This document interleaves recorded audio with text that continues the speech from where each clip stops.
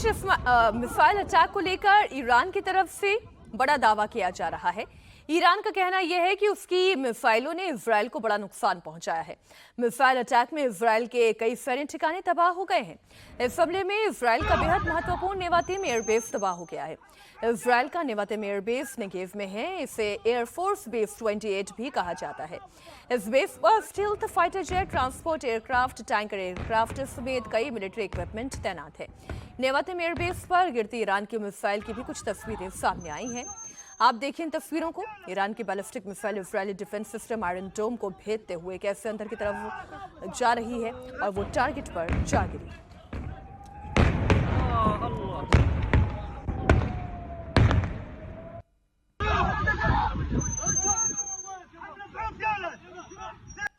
المطار دخل مطار مطارنا دخل يا ولاد لا لا لا مطار لا لا مطارنا دخل لا لا لا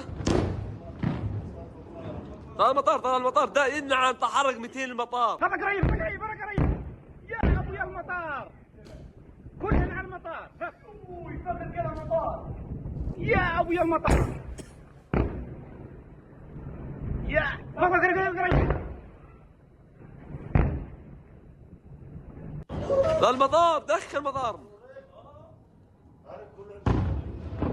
لا مطارنا دخل يا ولاد Israel पर Iran के हमले की एक और तस्वीर आपको दिखाती हूँ। बताया ये जा रहा है कि ये जगह इजराइल के टेलनॉफ एयरबेस का है, जिसे टारगेट करके ईरान ने मिसाइल अटैक किया। टेलनॉफ एयरबेस को एयरफोर्स बेस 8 भी कहा जाता है। ये इजरायली एयरफोर्स का सबसे पुराना और मुख्य बेस है, जो इजराइल के रेहवोट के पास बना हुआ है।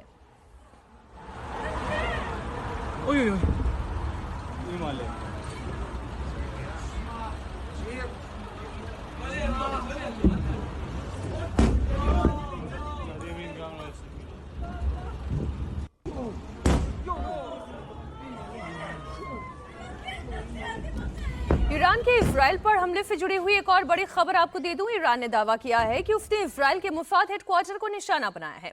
मिसाइल अटैक में मुसाद का हेडक्वार्टर तबाह हो गया है। मुसाद का हेडक्वार्टर टेल अवीव के उत्तरी बाहरी इलाके में है। इसकी एक तस्वीर भी सामने आ चुकी है। तस्वीर में दिखाई दे रहा है कि ईरान की बैलिस्टिक मिसाइल मुसाद हेडक्वार्टर के पास गिरती हुई नजर आ रही है।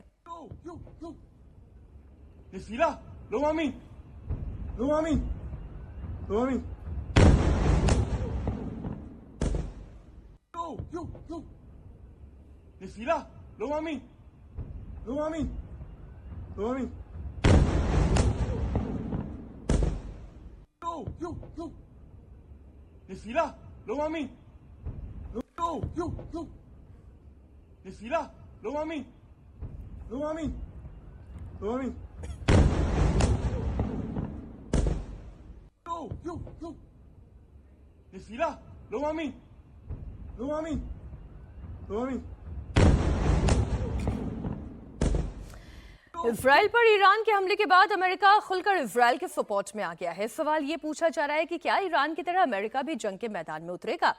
अभी इसका जवाब तो हालांकि किसी के पास नहीं है, लेकिन अमेरिका ने खाड़ी में जो कि अपने 2 युद्धपोतों को तैनात कर दिया है, तो दुनिया पर वर्ल्ड वॉर 3 का खतरा मंडराने लगा है।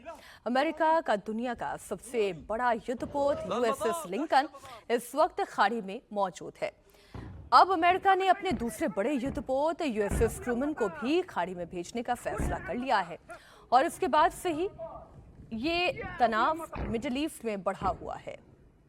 पिछले साल भी खाड़ी में इसकी तैनाती हुई थी। अमेरिका का ये युद्धपोत इस वक्त खाड़ी में तैनात है।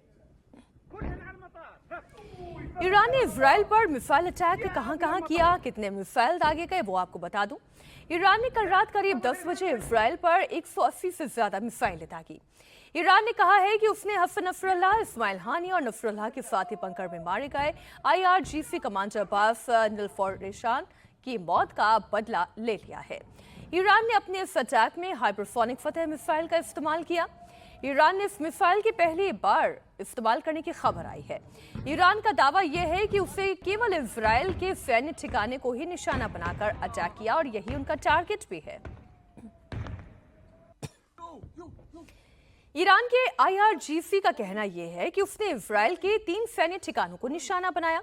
नेवातिम, जिसमें F-35 विमान है, नेटजारिम, जिसमें सैयद हसन नसरल्लाह की हत्या में इस्तेमाल किए गए F-15 जेट शामिल है, और तेल अवीव के पास टेलनॉफ बेस। इसके अलावा इजराइल की खुफिया एजेंसी मोसाद के हेडक्वार्टर को भी टारगेट करने का दावा किया गया है।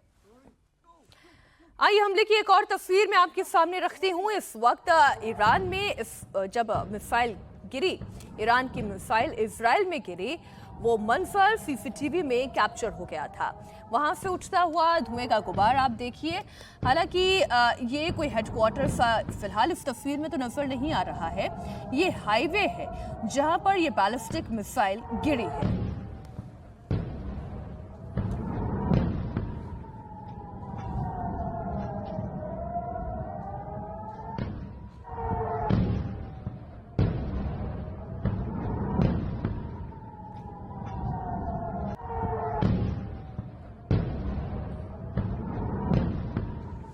ईरानी अधिकारी ने न्यूज एजेंसी रॉयटर्स को बताया कि इजराइल पर मिसाइल दागने का आदेश ईरान के सर्वोच्च नेता खमेनेई ने दिया था।